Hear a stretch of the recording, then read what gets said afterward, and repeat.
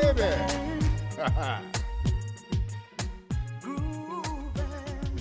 Ain't no, oh no, can't stop us now. We've come too far, and we don't want to quit. Put too much in it. Too much has been put in for us. This is Empire Talks Back. I'm Wallace Allen, your friendly host here from Southern California, the greatest place on the planet. Well, I know you should be happy with where you are, but if you're not, you can get on an airplane, a car, even walk. People walk to California, folks. Walk to California all the way from the East Coast to the West Coast. They did it a long time ago, but you could do it. And it's worth the walk and all of the great things that could go through your mind as you make that trip.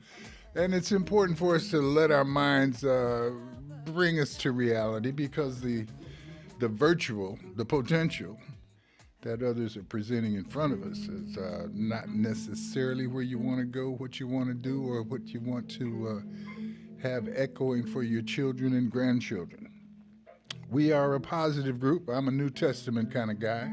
I'm all about forgiveness. I'm all about realizing that everything that's happened in the past is to help generate a better future. All we have to do is think about it, and think about it correctly.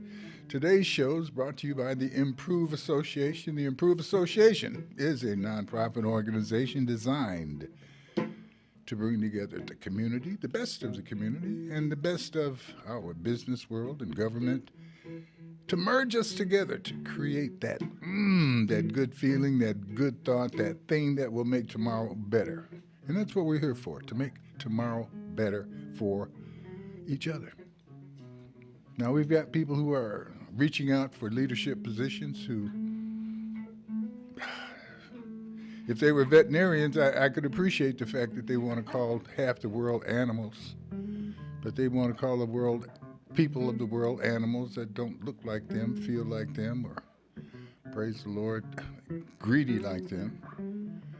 But they're not trying to solve or help those animals. And they want to lead. Listen, God made the planet and he put everybody here on it. And I guess the moment that we finally decide to get along together, things will calm down. But as long as we ride that big line down the middle that says, you know, Mama loved me more than she loved you. Daddy loved me more. You know, if you're a father or a mother, you know that you may have a little favorite here and a favorite there, but you love all your children. And you know what? You have to love the neighbor's children too. Why? Because the neighbor's children will help raising your children. We have to make this thing work together, folks. That's the only way it's going to work out perfectly. Now, we have great potential amongst us. We have, like today's guest, we have Mr. Mac Rome, who's always thinking. He's thinking about things, and from a perspective that, well, it's got to be better. It could be better, and maybe if I laugh at it or figure out a way to not allow it to be so threatening, maybe we can work things out. Then we have a young man in the high desert, Dante Kendrick. He's got an aviation plan, aviation academy. Next up, aviation. Young man. He realizes that there's a tremendous future for young people in the field of aviation and aeronautics. Matter of fact, he has put together a program that allows young people to see the potential of working in that field. We're going to let him talk to you a little bit later about his field trips to Ontario International Airport. He's got something scheduled for May 9th, taking, I think, a couple of hundred students to the airport to not walk around and eat peanuts, but walk around and look at all of the jobs, potential jobs that are available there. So we'll get a chance to talk to Dante shortly, and we want to say hello to Mac Rome. Mac, how are you doing this morning? I'm doing great. How you doing? Well, God is great. I'm extremely grateful and glad to hear that you're, moving around. At least your lips can move. I, I heard that you're not feeling it physically, but as long as we've got your mind working, we're ahead of the game here. Yes, sir. I had a little, I bruised one of my ribs, so it's a little difficult for me to get around. But yeah, like you said, the brain and the mouth is working just fine, so I'm ready. Now, I tell you, when you get excited watching these basketball games and want to run outside and slam dunk, you're going to stretch something out and make something hurt. I don't know if that's what happened to you, but I can imagine there's a lot of sore ribs from people going outside trying to do what they see on TV right now. Well, yeah, at my age, that can happen just reaching for the sugar out of the cabinet. Well, I can appreciate your humor. I definitely can appreciate your view on things, and there's some things that definitely need to be laughed about, talked about seriously, but we have to look at them on the light side. I don't know. We've had a couple of weeks that we haven't been together.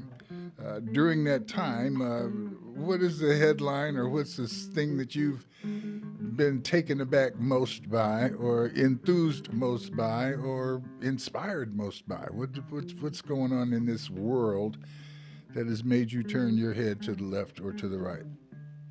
Well, I've been paying a lot of attention to the Israel-Palestine war lately, and what I noticed, we're up to 35,000 people have been killed, Palestinians. And just recently, 7 workers from the World Central Kitchen were killed. And there was 3 British citizens, 1 American citizen. And the reaction to those 7 deaths has been remarkably different in the reaction for the 35,000 Palestinians.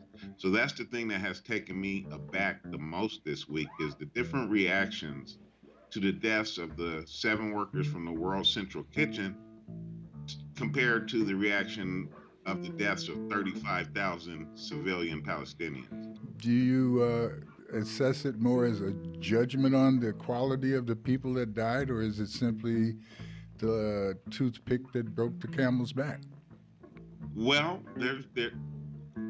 I have to be honest with you. There's been 200 um, non-governmental organization people who have been killed by Israel going in to provide humanitarian aid in Palestine.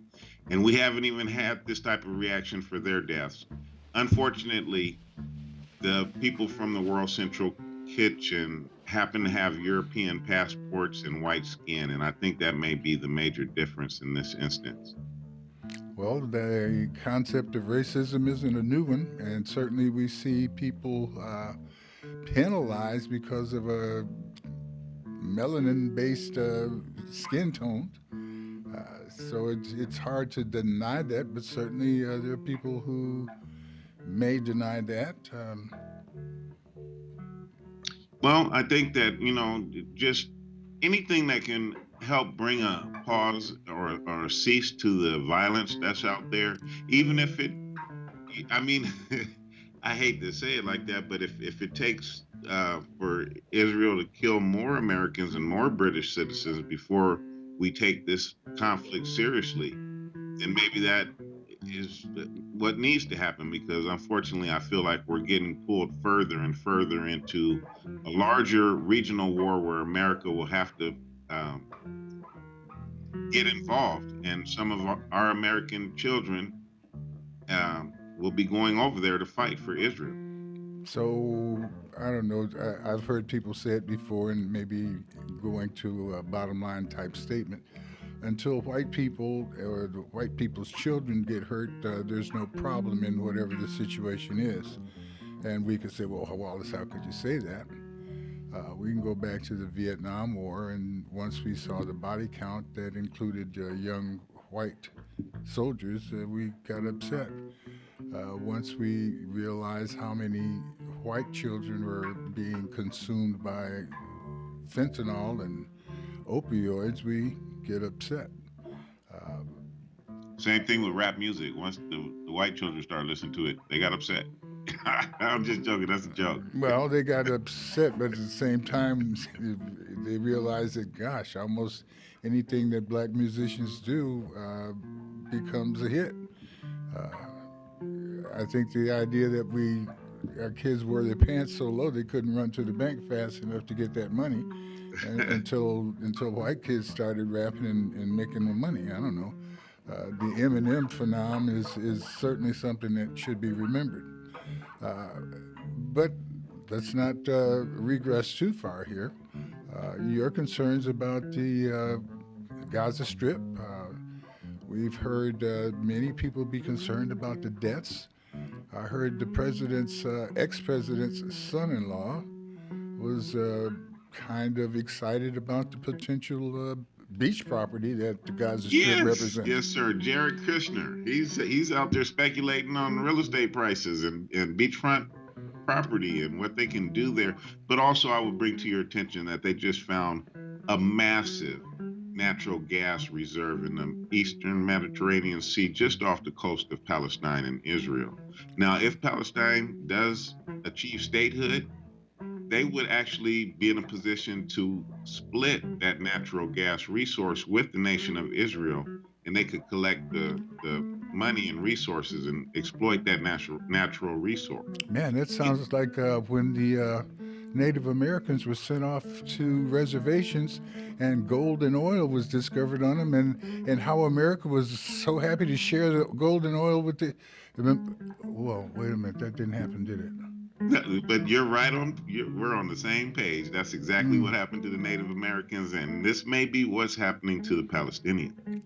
Yeah, so resources are rare, uh, but they're not. The thing that's rare is the desire to share, the lack of greed. Those are rare qualities, and we have to figure out a way to go around the fact that people are greedy. As I look at people who are excited about reparations, I'm glad they're excited about reparations. I'd like to talk about that part later on. I'm So, concerned about people who have to call the police when they have a emergency at home that has to do with social. You know, I've got a sick son. He's threatening the relatives. What should I do? So I call the police. We've had a situation here in the high desert where they called the police on a young man 19 times. 18 times the police were very successful in, de-escalating and getting the young man to calm down. And, I guess that made the people feel okay about calling the police again for the 19th time. But the 19th time was fatal. The police at this point felt threatened enough to shoot and kill the young man. Now, obviously, we've got people in the community who are saying, well, the police shouldn't have shot this kid. They didn't shoot him the other 18 times. That's true. But should they have even been called? Should we not have someone else that's available to de-escalate? That's my other project that we should talk about. How we respond to the opportunity that reparations represents. How should we respond to the opportunity that de-escalation presents? In each case, we have a desire apparently to wait for society's morality to catch up with the needs of a group of people.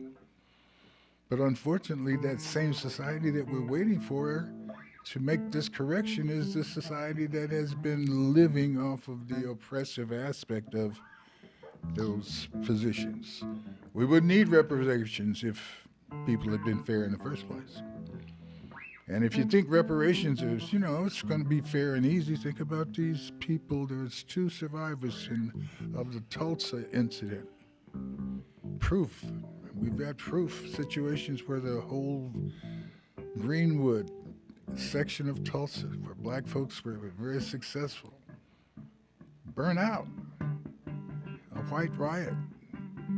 White people bombed them out from the air, from the ground, and everybody's sorry. but nobody wants to pay these two older. I mean, they're older than I am. They don't have long to be here.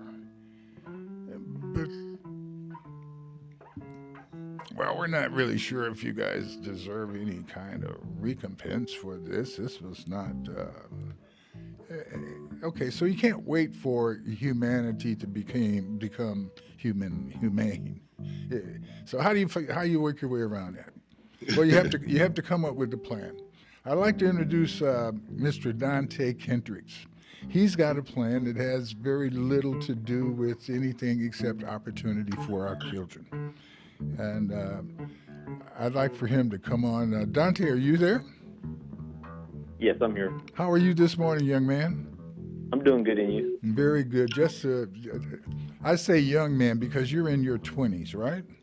Yes. And you're not 25 yet, right? No, I'm currently 23. 23. All right.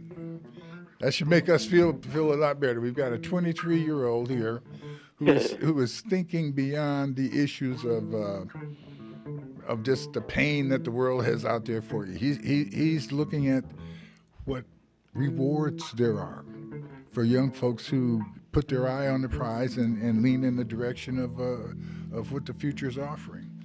You have an organization, a business that you call Next Up Aviation. Dante, tell us about your business. Yeah, so my organization is called Next Up Aviation. It's an aerospace career pathways program. So we work with middle school and high school students mainly, and we basically introduce them to aviation and aerospace careers.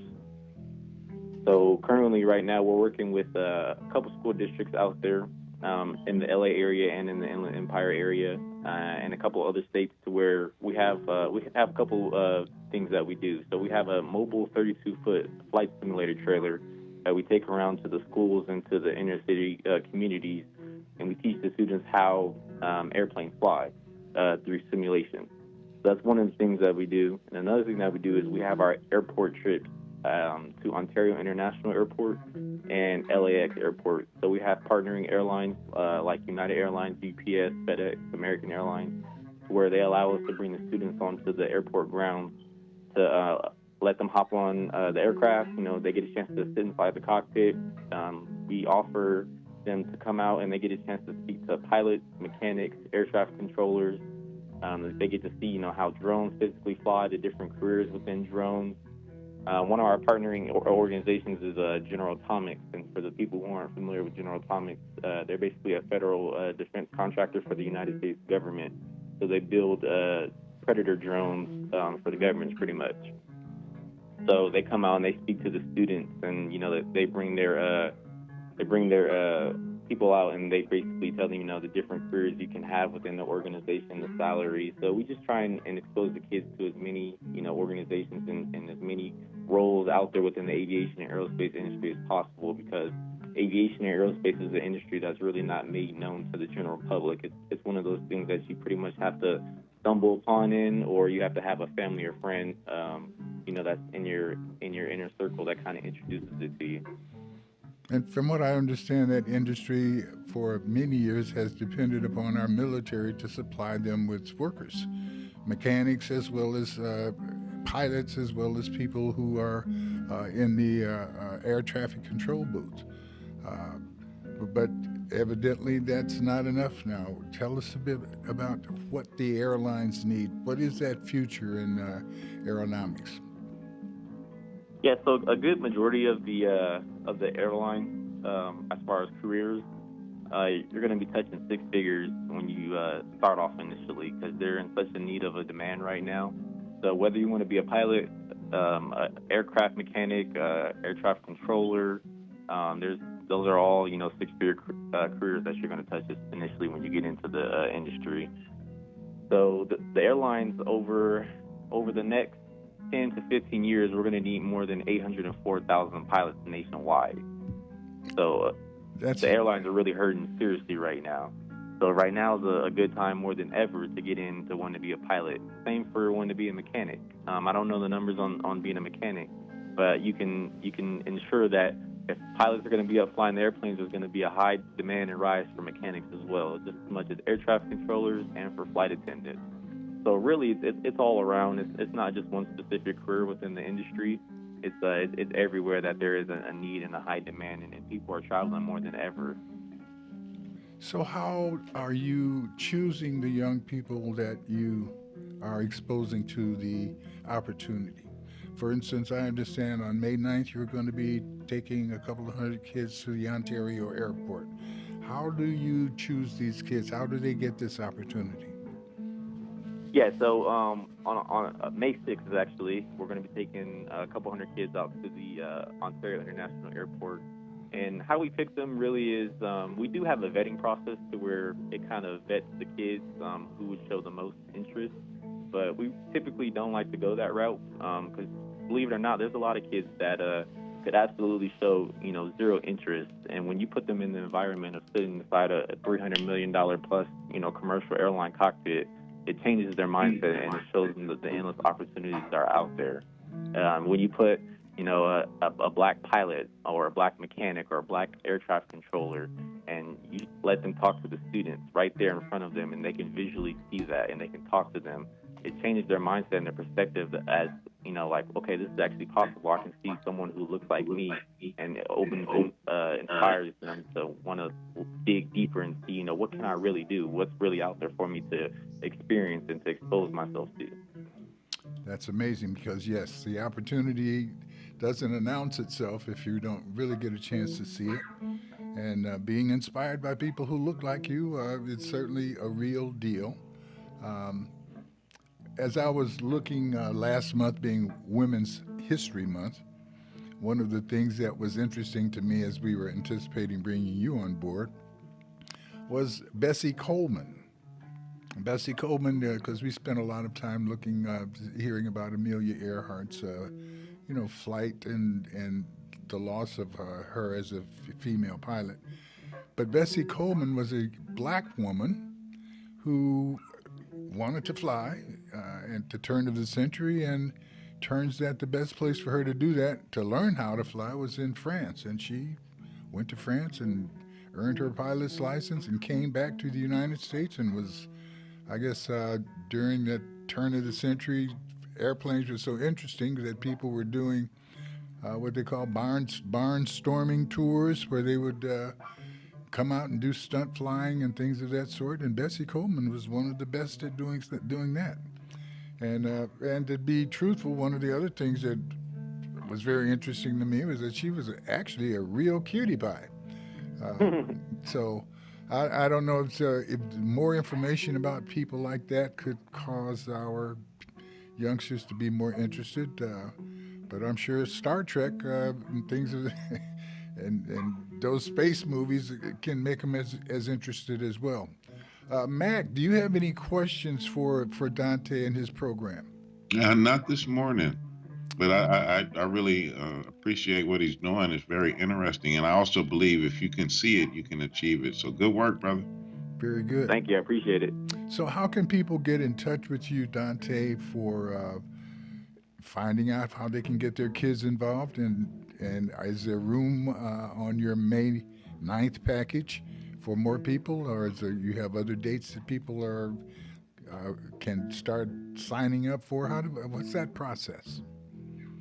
Yeah, so you can go on our website and you can look us up at nextup-aviation.com, and you can shoot us over your information, and someone will get back in touch with you. But really, it's a mentorship and a guidance program, just introducing aviation and aerospace to mainly to the youth. Very good. Well, we want to be helpful here, so let's see if we can't design some radio announcements on 30-second spot that will let people know more about Next Up Aviation, how to contact you, how to get their young people involved in your project of exposing them to the future, the opportunities that the aviation world presents for them. So let's let that be our next assignment. And is there anything else that we haven't said that needs to be said about Next Up Aviation? just to all the youth and young listeners out there listening, anything that you have a dream for and you want to make it happen, never stop believing in it. Always believe in it, because I started off at 14 years old and wanted to fly airplanes, and from 14 currently now to 23, I'm almost close to being a commercial airline pilot, and I'm starting. I started my own business, taking the entrepreneur route, and eventually wanted to turn this and lead this into a commercial cargo airline one day. So dreaming is definitely powerful, and more than anything, just putting it out there and telling yourself that anything you believe and think of is possible. Well, I'm extremely proud to know you, and to be involved with you is a big desire, and we want to help you get as efficient as possible in passing that message out and bringing our kids to the future. So count on me, and I'm gonna invite Mac in there and invite him to be part of this. Let's be part of Next Up Aviation and push our young folk into that, so that we can get on airplanes in the future and not worry about whether the doors are going to come off or not. All right. Dante, it's a pleasure. Thank you, young man, and keep up the good work. No problem. Thank you, Mr. Wallace. Have a great day. God bless you. Well, that's our connection to. Yeah, let's take a short break and come back. And Mac, when we come back, let's get into it a little bit here and see if we can't take the enthusiasm of that 23-year-old and move it toward our future. All right. We'll be right back. Good. More than 2,000 miles all the way. Publish your legal notice in West Side Story newspaper. For the best service and the best rates, call 909-384-8131. Publishing legal notices in the city and county of San Bernardino since 1990. West Side Story provides friendly expert service. Call 909-384-8131 to benefit from budget-friendly rates. Whether a fictitious business name, a name change, a divorce summons, or any other legal or public notice, call West Side Story newspaper 909-384-8131.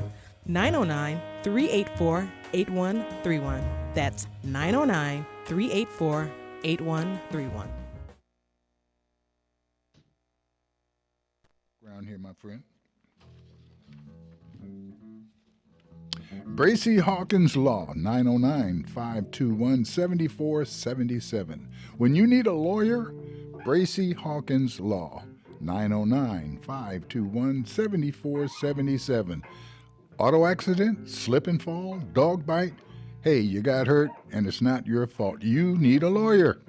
Bracy Hawkins Law, 909-521-7477. Remember, today's office dispute could become tomorrow's lawsuit. You need a lawyer, and you'll want the experts on your side. Bracy Hawkins Law, 909-521-7477. Say it with me, 909-521-7477.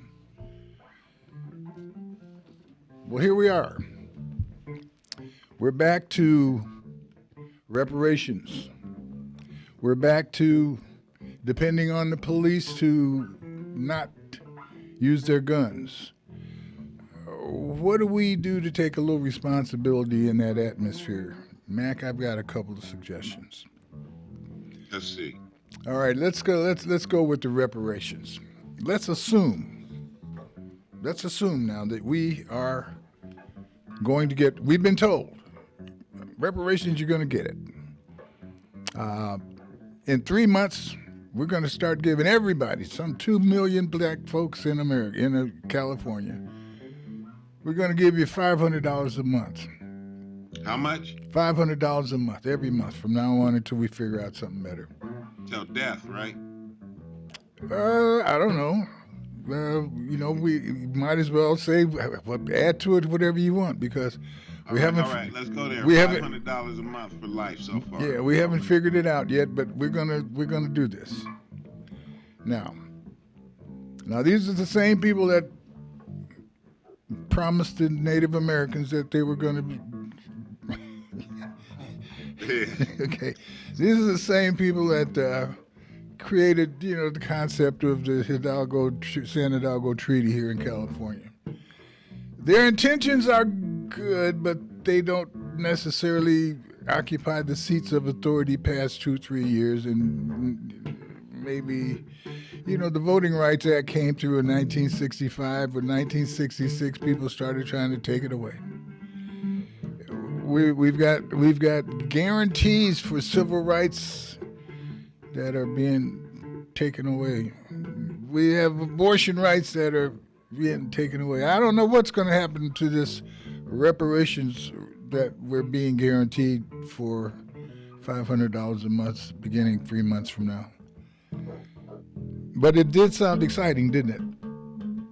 Now let's look at this. If we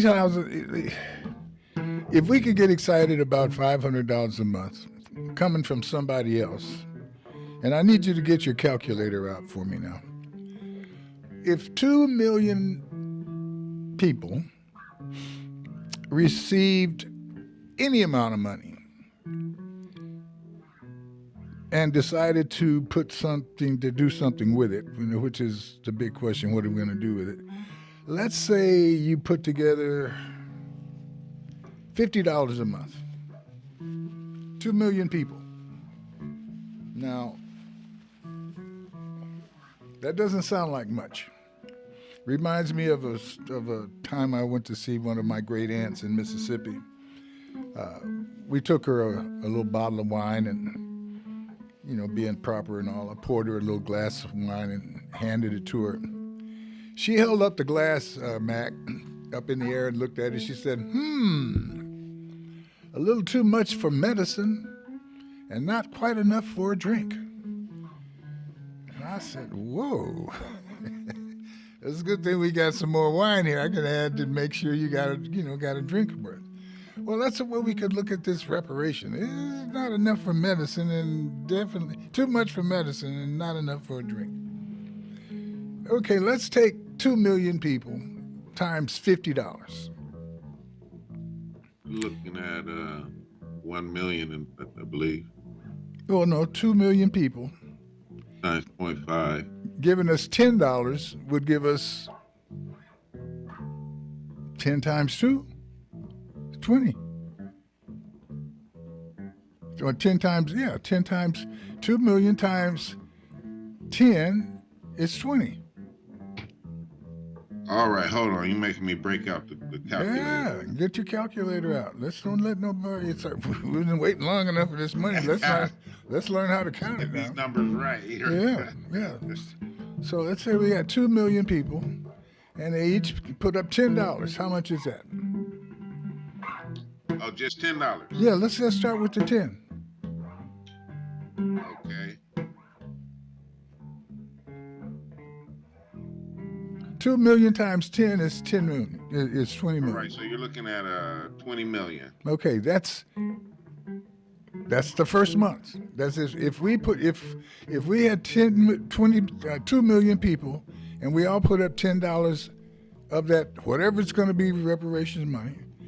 And I'm going with the 10 because in case they don't give us our reparation money, we could probably put $10 together anyway. So that would be $240 million annually. Wow. It's a little bit, it might be enough for a drink right there. It sounds like you could get a little drink right there. I mean, and so what if we actually came up with $50?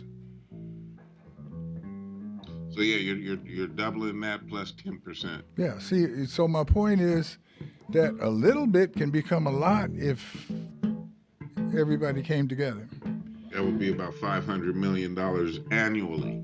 Now, based on that, would you rather try to put together a group of 2 million people, put up 10, 20, 30, 40, $50 a month, understanding that some months somebody's going to miss and some months some people are going to put in much more than that?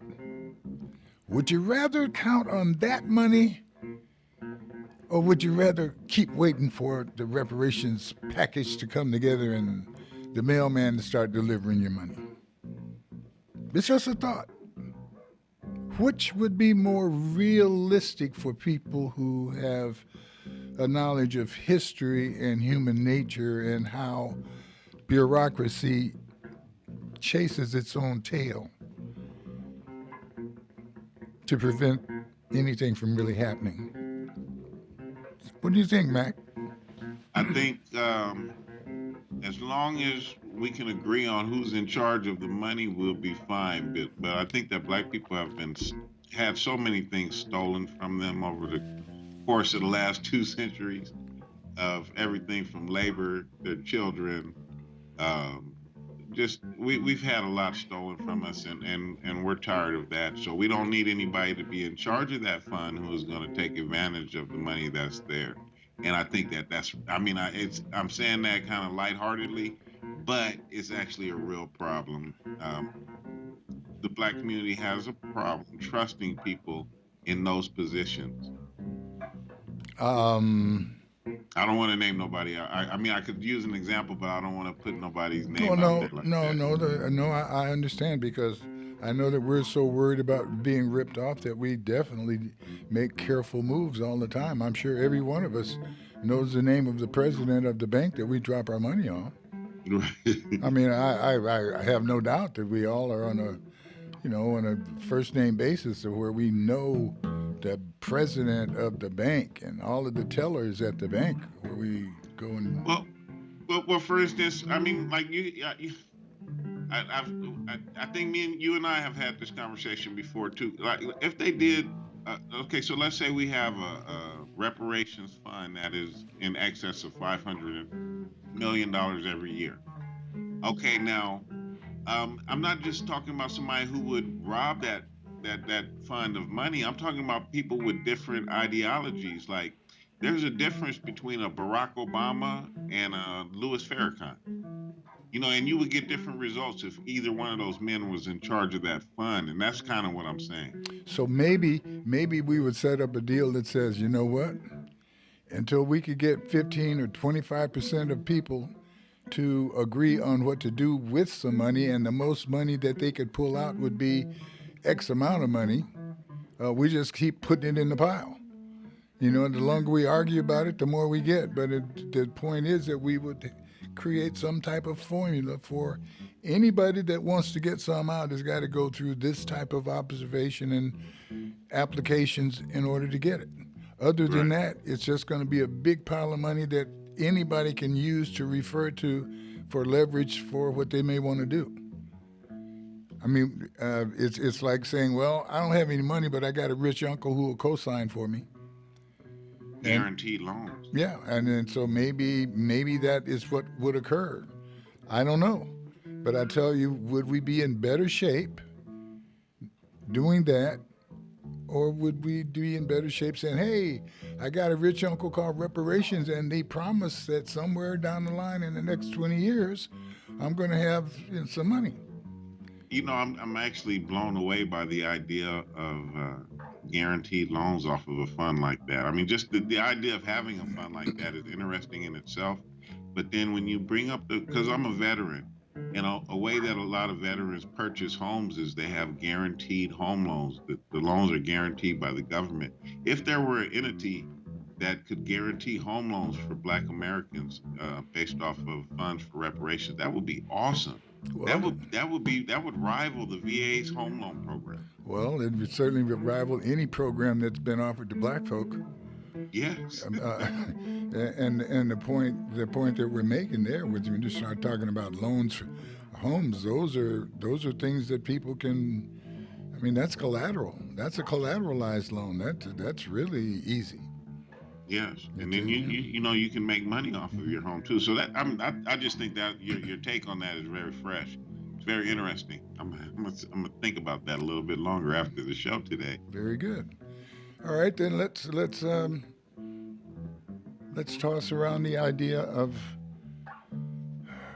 de-escalation. We have a situation where police have been asked to not only be policemen and be prepared to walk into situations where their lives are in danger And domestic situations, from what I understand, are probably the most dangerous. Um, I remember once when I was in college, we were visiting, some of the guys from school, we went to town. And as we were, hanging around, we saw a situation where the guy was starting to slap the woman around. And so we interceded. And we hadn't, gotten into it very far at all before the woman let us know that we were out of line.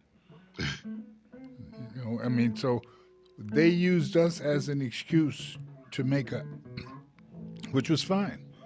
But if we were the police, that excuse could get very violent. If there had been fewer of us than there were, we could have very easily had that situation turn around. The Stockholm syndrome is very real. Police walk into dangerous situations. I can't say, I was talking to my brother yesterday. He says, well, how dangerous is a rake, a garden hoe? The young man had a garden hoe. How much damage could you do with a garden hoe? And I said, well, I don't know. If Bruce Lee had the garden hoe, I don't know right now.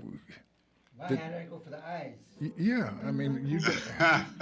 how you don't know who is taking what martial arts classes or who's got what in their pocket. So should we even have the police coming to those circumstances? We've already said no, they shouldn't. Well, here's a question about that though.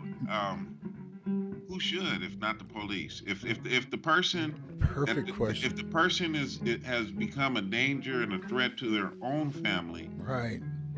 Who should respond if not the police? Someone who is trained in de-escalation. Someone who is able to negotiate the fear out of that person to the point of where they're able to put their weapon down or relax.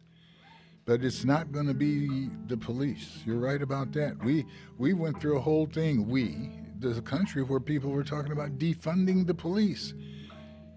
Not because the police were just killing people, but because the police were killing people as they responded to situations where we said, my brother is sick. He's got mental issues.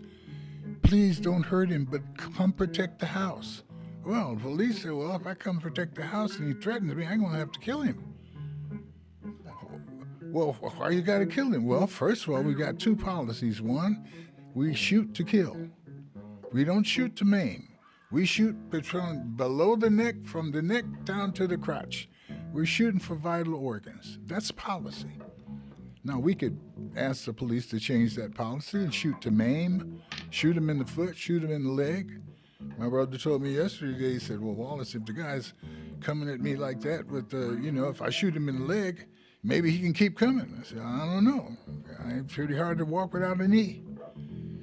Okay, let me ask you a question. Before 1980, before Ronald Reagan became the president, we had mental health institutions all throughout the country. And whenever someone would have an episode like that, if they happen to be at home, and I'm sure everybody has seen it on the cartoons, a dramatic example of this, they would send out the paddy wagon. Right. And on the paddy wagon, it'd be, 3 or 4 very strong men, and they'd come out equipped with a straitjacket, but no guns. Yeah. They didn't have guns. And it sounds like, what you're suggesting is we bring that back. No, here's what I'm suggesting. Let me be clear. I'm suggesting that the same way we are telling the police to be trained in de-escalation, that they should be able to come out and de-escalate a circumstance, that the same way we tell people that you should learn CPR just in case someone in the family has a heart attack, we all as individuals should be exposed to de-escalation classes. Right now, from what I'm understanding, all of the hell we're raising, the sheriff's department, the state, should be having classes for our policemen. I think that we should be having classes for the general public. I think that we should train every community should have training for de-escalation. And when in fact that certified de-escalator is called upon in his community, he should be paid. I think that we should have a core of people in every community that is capable of taking a phone call from the police or from, we should call it 344, whatever we want to call it. But there should be a number for people to call other than the police, to be able to call an expert in to help deal with that issue. Cousin Fred is having an episode, and we need somebody to help calm him down. He's trashing the house, and he's threatening to hurt somebody. But we know Uncle Fred don't want to hurt nobody. He just forgot to take his meds, and we don't know what to do. And but we know we don't want the police coming in because he is definitely threatening. Well, I'm not sure who were calling for the defunding of the police 4 years ago, but the people that I know who they weren't saying defund the police. They were saying reallocate the money that the police have and use some of that money to design programs just like what you're describing here. I'm simply saying we don't need to take it from the police. We should be able to take it. No. We should be able to take it directly from the there, state. I don't think that the police. I don't think that we should ask a human being to switch themselves from being a killer to a care provider. Right. Within one work day. No. I just don't think that is for the police. These guys can barely keep themselves from killing innocent people. I don't think, and this is whether that person is mentally handicapped or not. Right.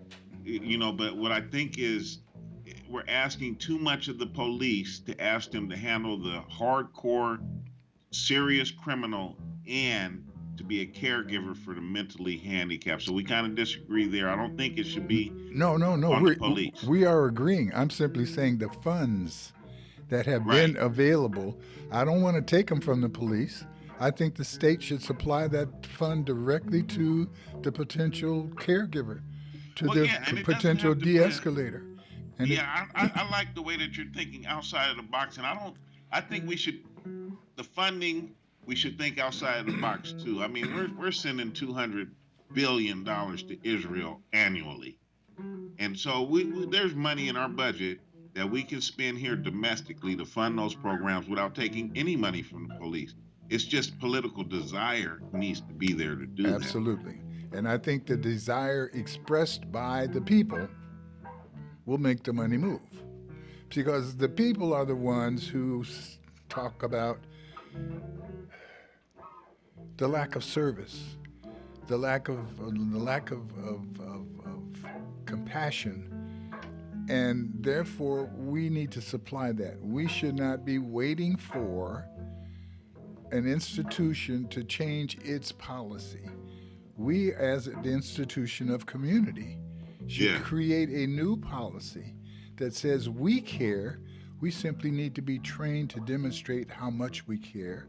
And we need to be understanding that when we have to do this, we also should be paid. This is not a volunteer situation. I don't think that people should necessarily be paid to be on call, but when they are called, they should be paid. Now, someone could disagree with me and say, no, they should be paid while they're on call. I'm not going to argue that point. The point that I want to lean on most is that I think the community can do a tremendous job of de-escalating those situations, and that once the community gets involved in the concept of de-escalation, that we'll have even less issues with each other on the street, because de-escalation has now become a trend and a movement of mental health, of social health, and a basic social attitude that we move with. We have our movies, our TV shows that are constantly telling us to be aggressive with each other, that we don't have to take this, that we can we can talk to people the way we want to, as opposed to talk to people with a politically correct. There's a reason for being politically correct. There's a reason for being polite. There's a reason for having manners. And we have gotten away from that. I think that de-escalation gives us an opportunity. The concept of de-escalating gives us something to work with that will not only help us in those potentially tragic circumstances, but in our daily operations with each other, our daily encounters with each other. We get mad at the cashier at the store because the store is not. Well, they didn't have what I ordered. They don't have what I want, or you're not coming to you're not delivering it fast enough. We need to slow down. De-escalation's not just something for the mentally off balance. Well, I don't know. We are mentally off balance. But that's my suggestion, my thought. And your final thoughts on that thought. No, I think that's excellent. And we do have to do something because what's happening right now is not working. So, I really appreciate a lot of your ideas because it just seems like you imagine the best that can be done for each party in the situation. The community, the police, and the mental patient. Quickest hour on radio. We've just experienced it. We've got about 10, 15 seconds left. Mac, I appreciate your time. I hope your rib gets better. Thank you, sir. Both of them, All right. The internal and the external. I want to thank our mood master, Mr. Anthony Garcia. He's so natural here. You almost forget that he's here, kind of de-escalating the absence here, de-escalating the silence with some beautiful music. Anthony, we appreciate you. Eric, good to be back in. God is great. I'm extremely grateful for the experience with you guys, and I look forward to next week under two circumstances. One, if the creek don't rise, and if God says so, we'll get a chance to see you. Take care. God bless you. NBC News